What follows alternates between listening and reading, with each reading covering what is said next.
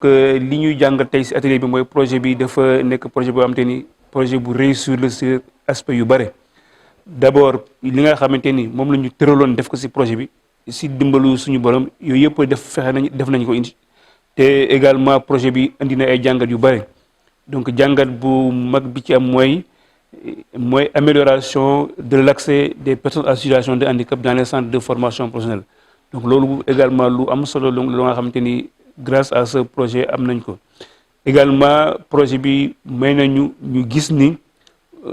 personnes en situation de handicap am nañu seen place te centre de formation yi également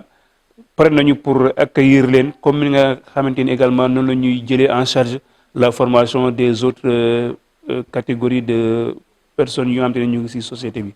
donc loolu lu projet bi permettre lu xam ne projet bi moo tax ñu am jàngat yooyu yëpp moo tax inspection d'académie mi ngi gërëm bu baax a baax plan international bi nga xamante ni moom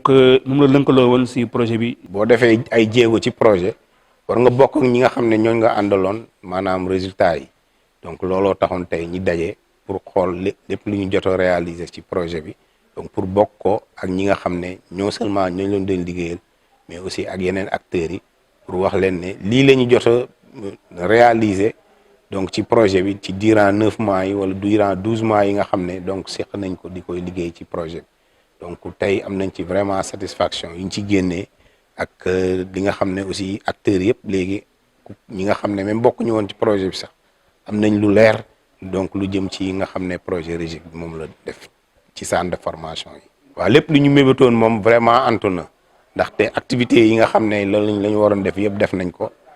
bu si rawatee bu weesoo loolu aussi gis nañ ne vraiment gis nañ comité bi nu mu takkoo jàppale ñu donc pour réussir en tout cas activités yi te diir bi aussi dafa gàtt ci diir bu gàtt boobu vraiment nit ñi wane nañu takkute bi nga xam ne am nañ ko donc ngir ñu gunge ñu ci projet bi donc loolu def nañ ko donc ci nga xam ne inspection d'académie jaaree ko ci inspectrice moom moo ñu accompagner donc ba ñu réaliser activités yi. waaw ñi ngi fi woon daje tey di saytu li nga xam ne mooy projet renforcement de l'équité de l'égalité de genre et de l'inclusion bi nga xam ne ci diiru benn at ñi ngi ko doon amal fii ci département de Saint-Louis lëkkaloo ci ak suñu partenaire plan international ak collectivité territoriales yi muy nekk nag projet bu ñu rafetlu ndax am nañ ci ay jéego yu baax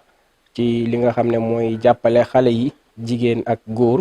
ñi nga xam ne xaw nañu am ay laago dimbali leen ñoom it taxawu leen ñu mën a am formation bu leen di jàppale ba ci loolu ñu wut ci liggéey comme ni ko seeni moroom